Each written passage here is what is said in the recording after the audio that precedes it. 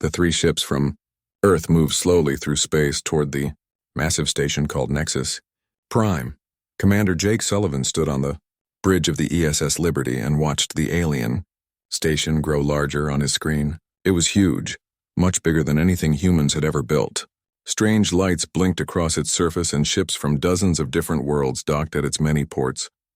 Jake felt nervous but tried not to show it. Today was the most important day in human history. Earth was finally going to ask to join the Galactic Council. They had been working toward this moment for 50 years. The Council controlled most of the galaxy and made all the big decisions about trade, war, and peace. Without membership, Earth would always be alone and weak. The ESS Liberty was Earth's newest and best ship. It had powerful engines, strong shields, and enough weapons to fight off pirates or raiders. Next to it flew the ESS Independence and the ESS Unity, both just as impressive. These three ships represented everything Earth could build. Jake was proud of them, even if they looked small compared to some of the alien vessels they passed. Captain Ben Rodriguez called from the Independence. His voice crackled over the radio. "Jake, we're getting close. Ambassador Carter wants to review the presentation one more time." Jake nodded to his communications officer. Lisa Carter had been preparing for this day her whole life. She knew more about alien politics than anyone else on Earth. The docking process took 2 hours. Alien traffic controllers spoke in languages that Earth's computers could barely translate. Finally, the three human ships were secured to Docking Bay 47. Far from the main entrance where the important species kept their vessels, Jake tried not to feel insulted. Earth was new here and had to earn respect. The council chamber was enormous. Thousands of seats rose in circular tiers around a central speaking platform. Jake had seen pictures, but being there in person was overwhelming. Creatures of every shape and size filled the seats. Some looked almost human, others were completely alien. The air smelled strange and the gravity felt slightly wrong. Ambassador Carter walked to the center platform with steady steps. She wore Earth's finest diplomatic uniform and carried a data pad with their formal application. Jake watched from the human delegation seats as she began to speak. Her voice was clear and confident as she explained Earth's history, culture, and achievements. For 30 minutes, Carter spoke about what Earth could offer the Council. Humans were good at solving problems and making peace between enemies. They had unique technology and fresh ideas. Earth controlled several important trade routes and could provide valuable resources. Most importantly, humans wanted to work with other species to make the galaxy better for everyone. When Carter finished, the chamber fell silent. Jake held his breath. Then something unexpected happened. A low rumbling sound filled the air. It took Jake a moment to realize what it was. The aliens were laughing. Not polite laughter, but the kind of cruel laughter that cuts deep. Thousands of creatures from across the galaxy were mocking Earth's request. Admiral Zexthul of the Hegemony Navy stood up. He was tall and thin with gray skin and 4 arms. His species had conquered 6 star systems and commanded the most powerful fleet in the Council. When he spoke, his voice was filled with contempt. "The humans think they belong here? Look at their pitiful ships." A giant screen showed images of the 3 Earth vessels. Zexthul pointed at the screen with one of his clawed hands. "These primitive toys could not defeat a single one of our patrol boats. Earth brings nothing to this council except weakness and ignorance. They are barely capable of spaceflight and call themselves a civilization." More laughter echoed through the chamber. Jake's face burned with shame and anger. Other species joined in the mockery. The reptilian Vask hissed their amusement. The crystalline Shitar made tinkling sounds that Jake realized was their version of laughter. Even the gaseous Netherians pulsed with colors that their translator said meant pathetic and amusing. Every major power in the galaxy thought Earth was a joke. Captain Ben Rodriguez gripped his chair so hard his knuckles turned white. He had spent his whole career in Earth's Navy, working to build the ships that these aliens were now calling toys. The Liberty, Independence, and Unity represented decades of human engineering and the dreams of billions of people. To see them dismissed so casually was almost unbearable. Ambassador Carter tried to continue her presentation, but the Council was no longer listening. Species after species stood to voice their opposition to Earth's membership. They called humans primitive, weak, and irrelevant. Some suggested that Earth should be grateful the Council even allowed them to travel in space. Others wondered if humans were intelligent enough to understand basic galactic law. The vote was swift and unanimous. Every single member of the Galactic Council voted against Earth's membership. But that was not the worst part. Zexthul stood again and his voice filled the chamber. The Council has decided that Earth's expansion must be stopped. You have grown too bold and ventured too far from your little world. This ends now. The ultimatum was clear and brutal. Earth had 72 hours to withdraw from all disputed border systems. Human colonies on 6 different worlds would have to be abandoned. Earth's merchant ships could no longer use the trade routes they had been developing. Worst of all, human expansion beyond their current territory was now forbidden forever. If Earth refused to comply, the Council would take corrective action. Nobody needed to explain what that meant. The combined fleets of the galaxy would destroy every human ship and settlement outside of Earth's solar system.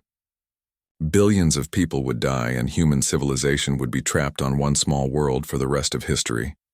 Jake watched Ambassador Carter's face as the reality sank in. Everything they had worked for was destroyed. Earth had come seeking friendship and partnership. Instead, they found only cruelty and threats.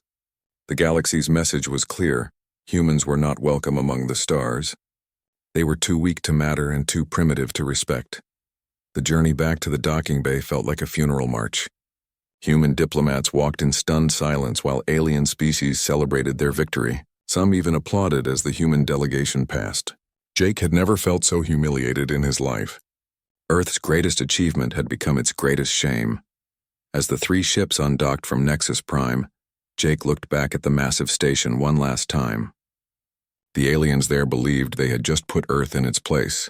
They thought they had seen everything humanity had to offer and found it wanting.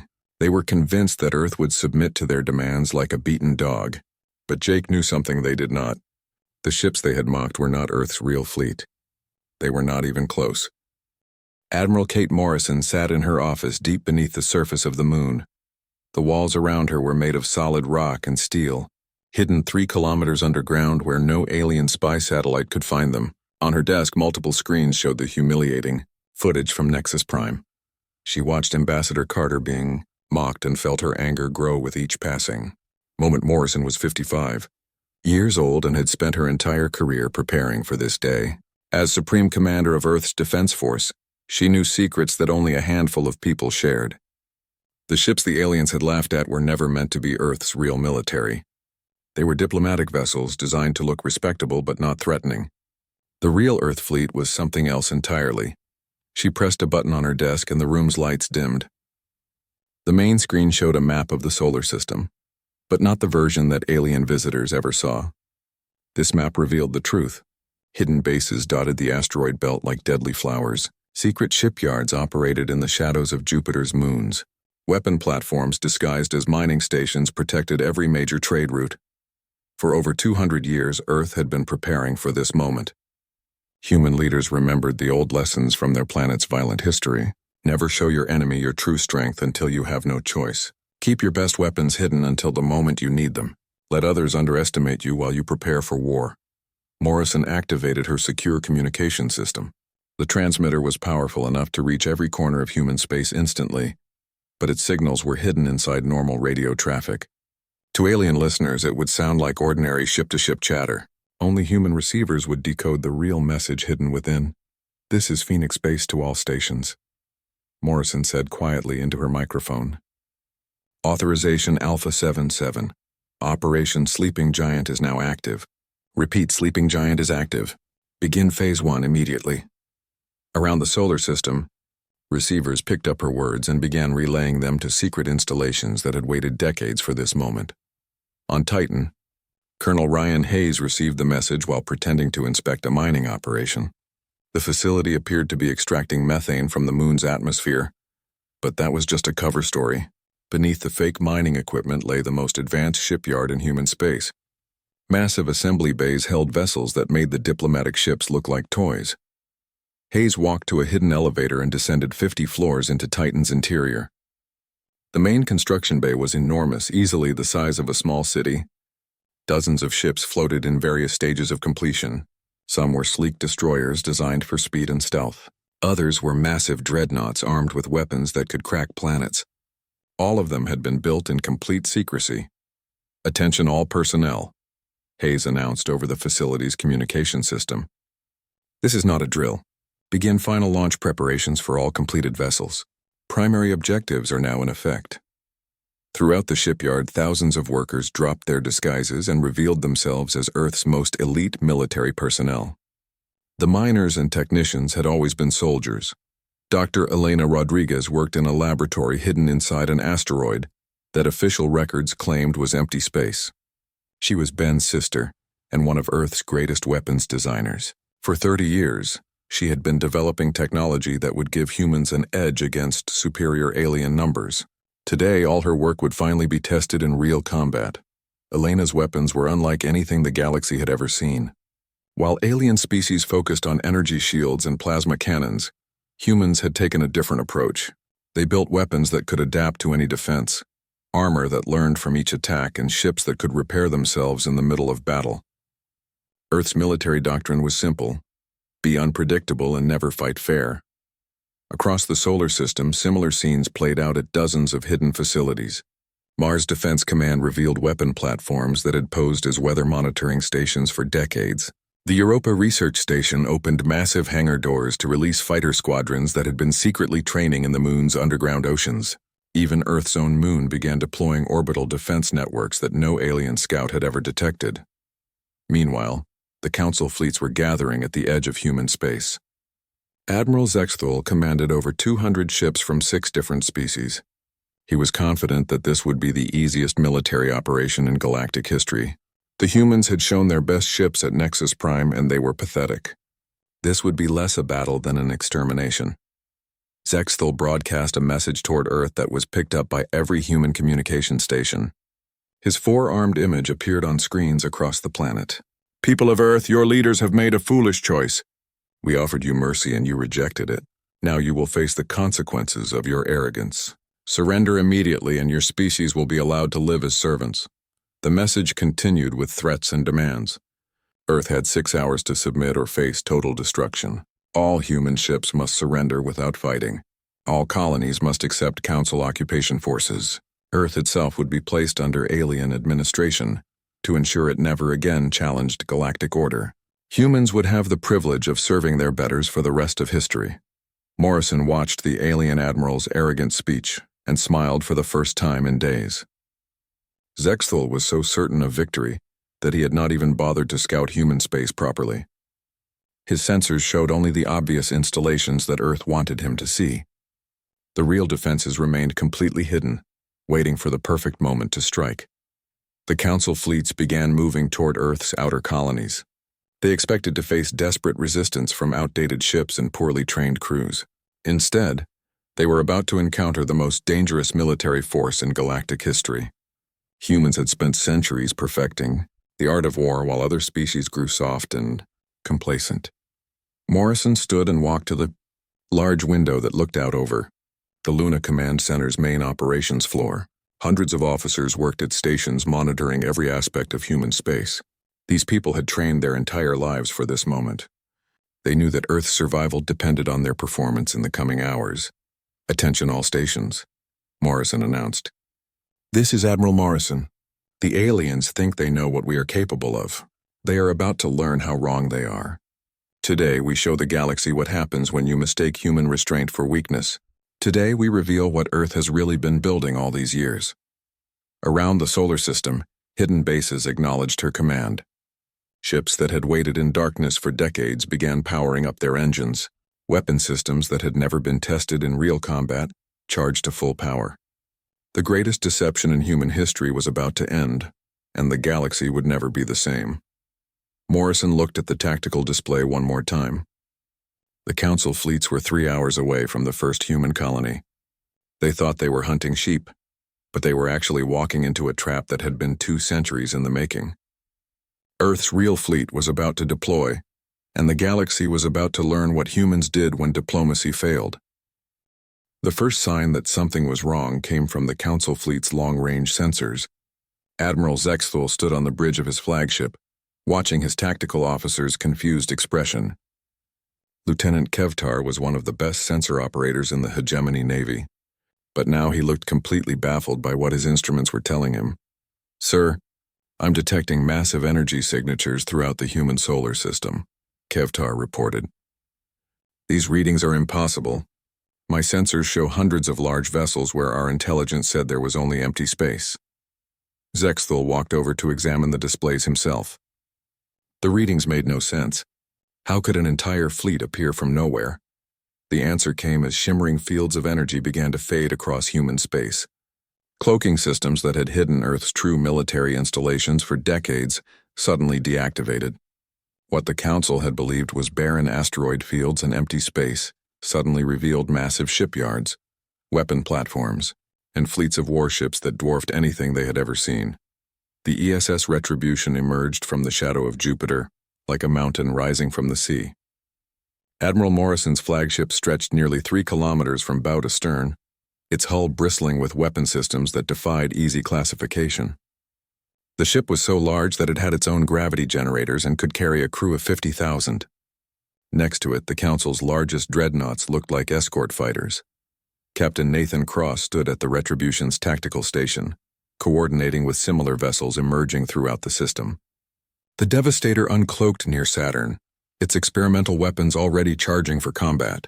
The Annihilator appeared from behind Mars, flanked by a dozen heavy cruisers. The Judgment materialized at the edge of the asteroid belt, leading a formation of ships that stretched beyond the horizon. Admiral Morrison, to all ships, came the calm voice over the communication channels.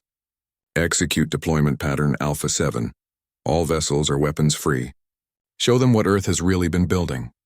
Across the solar system, hundreds of warships acknowledged the command and began moving toward their assigned positions. Commander Sarah Blake led the first wave from the Martian defense grid. What the Council had believed were terraforming stations suddenly revealed their true nature as orbital weapon platforms. Each station deployed squadrons of fighters that moved with precision and speed that seemed impossible. The small craft darted between Council ships like angry wasps, their weapons punching through alien armor as if it were paper. Admiral Zexthul stared at his tactical displays in growing horror. His sensors now showed over 1,000 human vessels emerging from concealment throughout the solar system. These were not the crude ships from the diplomatic mission. These were instruments of war refined by centuries of human conflict. Every line of their design spoke of deadly purpose and terrible efficiency. The human ships moved differently than anything the Council had encountered before. Where alien vessels followed predictable formation patterns learned from military academies, the Earth fleet fought with a fluid adaptability that turned every engagement into chaos. Ships would suddenly break formation to attack from unexpected angles, then disappear into clouds of electronic interference before the enemy could respond. General Alex Turner coordinated the defense of Earth's colonies from his command center on Europa. As Council landing forces attempted to assault human settlements, they discovered that every colony had been built with warfare in mind. What appeared to be civilian structures were actually fortified bunkers connected by underground tunnels. The colonists themselves were not helpless farmers but trained militia ready to defend their homes. The first real battle occurred in the Proxima Centauri system. Council Admiral Velthera commanded a squadron of 12 heavy cruisers, each one a veteran of numerous campaigns. She approached what her sensors identified as a single human dreadnought and prepared for an easy victory. The ship appeared to be alone and outnumbered. She ordered her fleet to attack with confidence. Captain Derek Stone commanded the ESS Thunderbolt, one of Earth's newest ship designs. As the Council squadron approached, he activated systems that had never been used in real combat. The Thunderbolt's adaptive armor began shifting its molecular structure to deflect energy weapons. Its quantum targeting computers analyzed each enemy ship and calculated the most efficient way to destroy them. The battle lasted exactly 4 minutes and 37 seconds. The Thunderbolt moved through the Council formation like a deadly dancer, its weapons striking with surgical precision. Each shot found weak points in alien armor that should have been impossible to detect. Within moments, Admiral Velthera's entire squadron was reduced to expanding clouds of debris. Stone's ship emerged from the wreckage without a single scratch on its hull. The adaptive armor had absorbed every enemy shot and converted the energy into additional power for the ship's weapons. As the Thunderbolt continued toward the main Council fleet, its computers were already analyzing the battle data and preparing to share the information with every other human vessel. News of the defeat spread through the Council fleet like wildfire. Species that had been confident of easy victory suddenly found themselves facing an enemy that defied all their expectations. Human ships appeared where they should not exist, fought with tactics that made no sense, and destroyed veteran formations with contemptuous ease. Admiral Zexthul tried to maintain order among his increasingly panicked fleet commanders. The Vask reptilians hissed their alarm as human fighters tore through their formations. The crystalline Shitar sang mournful harmonies as their energy weapons proved useless against adaptive human armor. Even the gaseous Netherians began changing colors and patterns that indicated extreme distress. Dr. Elena Rodriguez watched the battle unfold from her hidden laboratory. Her weapons were performing even better than she had hoped. The gravitational mines that could tear holes in space-time were proving devastatingly effective against ships that relied on conventional shields. The quantum torpedoes that existed in multiple dimensions simultaneously bypassed every defense the aliens possessed. But perhaps the most effective human weapon was something far simpler: unpredictability. Where alien military doctrine emphasized rigid formation flying and predictable tactics, human commanders fought with an improvisation that came from centuries of warfare against their own species. Every human captain was trained to think independently and adapt to changing circumstances. The Council fleet found itself fighting an enemy that refused to follow the rules of civilized warfare. Human ships would suddenly accelerate to impossible speeds, perform maneuvers that should have destroyed them, and attack from angles that violated basic tactical principles. It was like fighting ghosts that could appear anywhere and strike without warning. As reports of defeat after defeat reached the Council homeworlds, panic began to spread through the galaxy. The species that had dismissed humanity as primitive savages now faced the terrifying reality that they had awakened something far more dangerous than they could have imagined. Earth had not been playing by the same rules as everyone else. Morrison stood in the Retribution's command center, watching the tactical displays show Council forces retreating from human space. The first phase of the deployment was complete, but she knew this was only the beginning. The galaxy had seen Earth's hidden strength, but they had not yet learned the full extent of human capabilities. That lesson would come soon enough. The Battle of the Centauri Gate would be remembered as the moment when the galaxy's balance of power shifted forever. Admiral Morrison arrived with the main human fleet, just as the largest Council armada in galactic history prepared to break through Earth's outer defenses.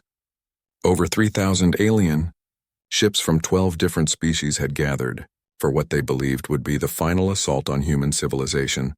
The ESS Retribution led a formation of 50 human dreadnoughts through the jump gate like ancient warships sailing into battle. Each vessel carried the accumulated knowledge of human warfare, from the ancient battles of Earth to the cutting-edge technology of the 24th century. Morrison stood on her bridge, watching the enemy fleet spread across the starfield like a deadly constellation. Admiral Zexthul commanded the Council forces from his flagship, the Eternal Glory. Despite his recent defeats, he was confident that sheer numbers would carry the day. 3,000 ships against 50 seemed like impossible odds, even if the human vessels were larger and more advanced. No force in galactic history had ever overcome such a numerical disadvantage. Captain Lisa Wang, Morrison's chief engineer, monitored the fleet's performance from the Retribution's engineering section. For 30 years, she had worked to perfect humanity's greatest advantage in space combat: adaptability. While alien vessels were designed according to rigid specifications that never changed, human ships could modify themselves during battle to counter any threat. The battle began when Zexthul ordered his fastest ships to probe the human formation. A squadron of Vask destroyers darted forward, their reptilian crews confident in their speed and maneuverability. They expected the large human ships to be slow and clumsy, easy targets for hit-and-run attacks. They were completely wrong. The ESS Vengeance responded to the attack with movements that seemed impossible for a ship of its size. Captain Maria Santos had trained her crew for exactly this scenario. The massive dreadnought twisted through space like a fighter, its engines somehow generating thrust in directions that violated basic physics. The surprised Vask found themselves outmaneuvered by a ship 10 times their size. Lieutenant Commander Steve Parker coordinated the human fighter squadrons as they poured from the dreadnought's launch bays. Each pilot had been trained not just in space combat, but in atmospheric flight on dozens of different worlds. They understood three-dimensional warfare in ways that aliens who had only fought in the vacuum of space could not imagine. The human fighters moved through the council formation like schools of predatory fish. Where alien pilots relied on computer-assisted targeting and automated defense systems, human pilots trusted their instincts and creativity. They used debris fields as cover, employed the gravity wells of nearby planets to increase their speed, and attacked from angles that no computer would consider. Admiral Zexthal watched his tactical displays with growing disbelief as his overwhelming numerical advantage began to crumble. Human ships fought with a coordination that seemed impossible. When one vessel was damaged, others would immediately adapt their tactics to compensate. When the enemy tried a new attack pattern, the entire human fleet would counter it within minutes. The Council forces discovered that their superior numbers actually worked against them. Their formations were too large and unwieldy to change direction quickly. When human ships attacked one section of the alien fleet, other Council vessels could not respond fast enough to help. The humans used the aliens' own size and complexity as weapons against them. Dr. Elena Rodriguez's advanced weapons proved their worth as the battle intensified. Human ships deployed gravitational mines that created miniature black holes, tearing apart any vessel that came too close. Quantum torpedoes phased through shields as if they did not exist, exploding inside enemy hulls. Adaptive viruses invaded alien computer systems and turned their own weapons against them. But perhaps the most devastating human weapon was psychological. The aliens had been taught that warfare was a formal affair with rules and procedures. Humans fought with a savage creativity that transformed every engagement into a nightmare. They used tactics that seemed insane but worked perfectly, combining technology with intuition in ways that alien minds could not predict. Captain Derek Stone commanded the ESS Thunderbolt as it carved through the enemy formation like a blade through silk. His ship's adaptive armor had learned from every previous battle, becoming stronger and more resistant with each engagement. Enemy weapons that should have destroyed his vessel instead made it more powerful. The crystalline Shitar tried to overwhelm human defenses with their harmonic weapons, devices that could shatter any known material by matching its resonant frequency. But human armor did not have a single frequency to match. It constantly shifted and changed, making the Shitar weapons useless. Worse, the human ships began broadcasting counter-harmonics that cracked the aliens' own crystalline hulls. As word of the battle spread throughout the galaxy, panic gripped the Council homeworlds. Species that had ruled star systems for millennia suddenly faced the possibility of defeat by creatures they had considered primitive only days before. The Hegemony's Senate called emergency sessions. The Vosk hierarchy began evacuating their core worlds. Even the mighty Netherians started considering surrender. Admiral Zexthal made one last desperate attempt to turn the tide of battle. He ordered all remaining ships to concentrate their fire on Morrison's flagship, hoping that destroying the human commander would break their fleet's coordination. Over 1,000 ships focused their weapons on the ESS Retribution, unleashing enough firepower to destroy an entire planet. The massive energy barrage struck the Retribution's shields like the fist of an angry god. For a moment, the human flagship disappeared inside a ball of pure energy that outshone the system's star. Alien crews cheered, certain that no ship could survive such concentrated destruction. Then the energy faded, and the Retribution emerged completely unharmed. Morrison's voice echoed across all communication channels, calm and controlled despite the awesome display of force that had just failed to destroy her ship.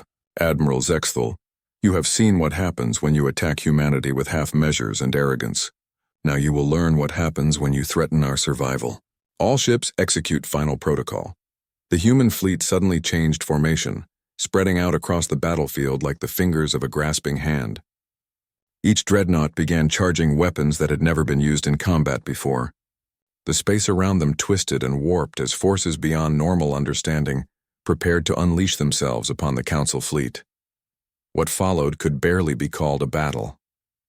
It was more like a demonstration of what happened when an advanced civilization decided to stop holding back. Council ships simply ceased to exist, their matter converted into energy by weapons that operated on principles the aliens could not comprehend.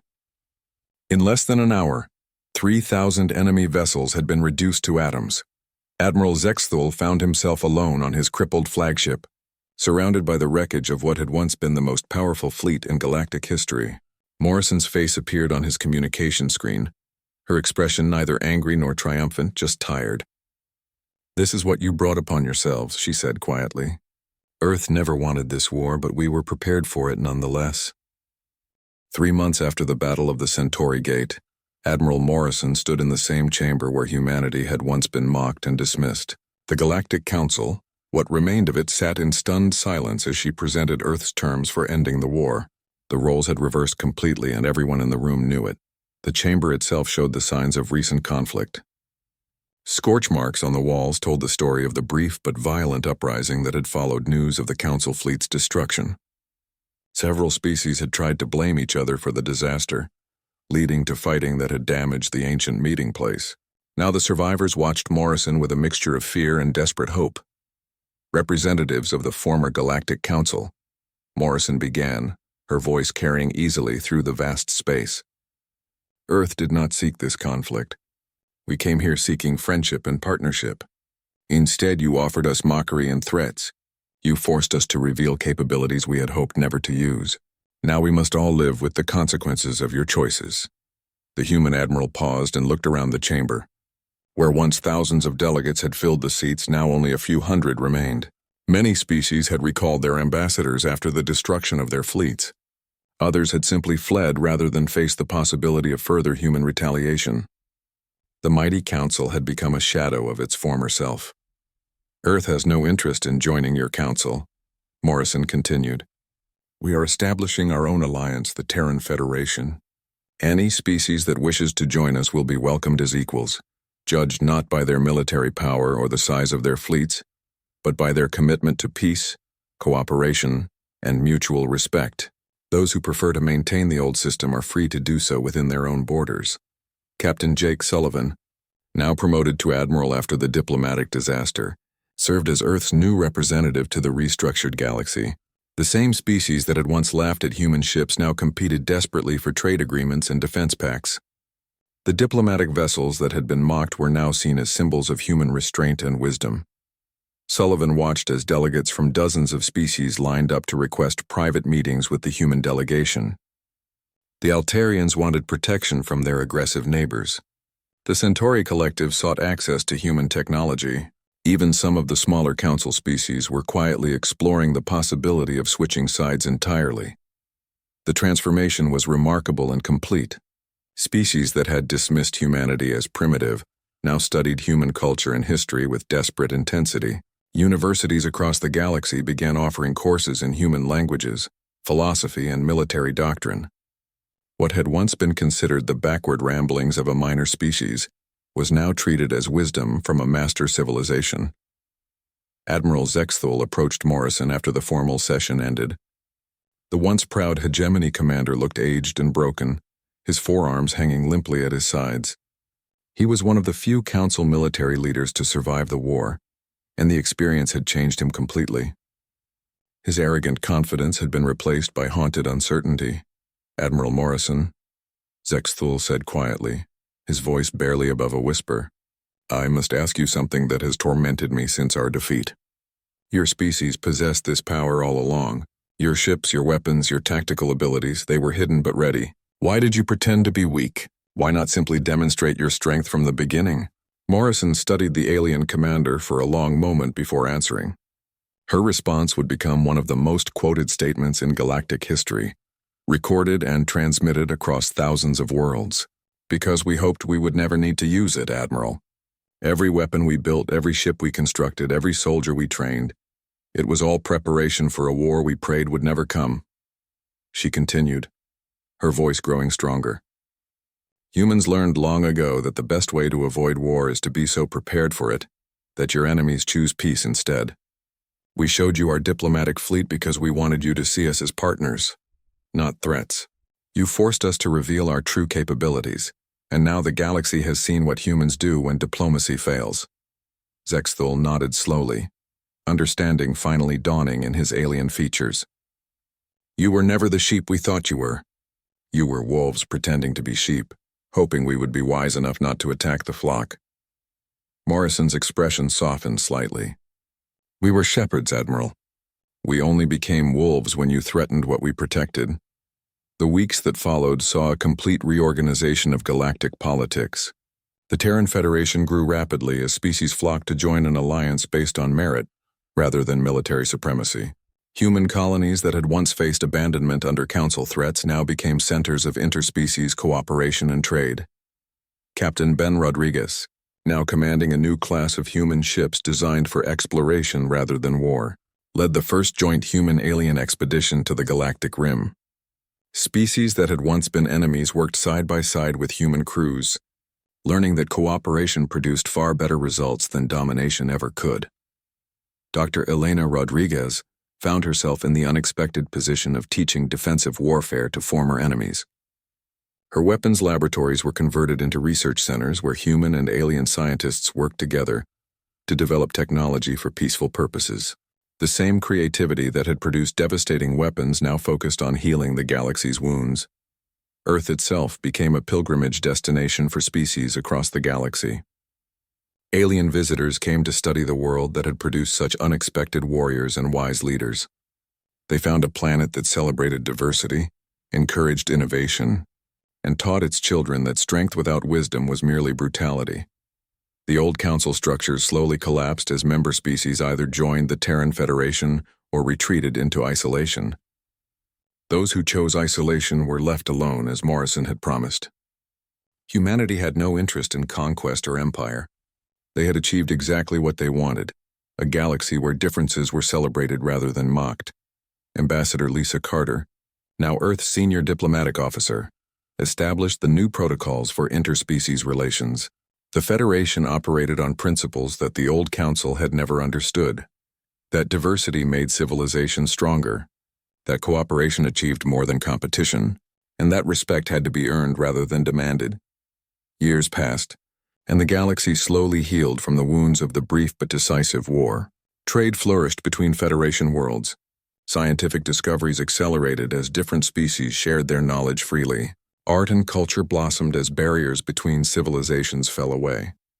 The golden age that the Council had promised but never delivered finally began. Morrison, now retired from active duty, stood on the observation deck of the new Federation headquarters orbiting Earth. Through the transparent walls, she could see ships from dozens of species docking at the massive station. Humans worked alongside aliens who had once been their enemies, building something better than either could have achieved alone. The lesson had spread throughout the galaxy and become part of interspecies law. Never mistake restraint for weakness. Never confuse peaceful intentions with inability to fight. And never underestimate a species that offers friendship with one hand while keeping the other ready for war. Humanity had gotten exactly what it wanted, a seat at the galactic table.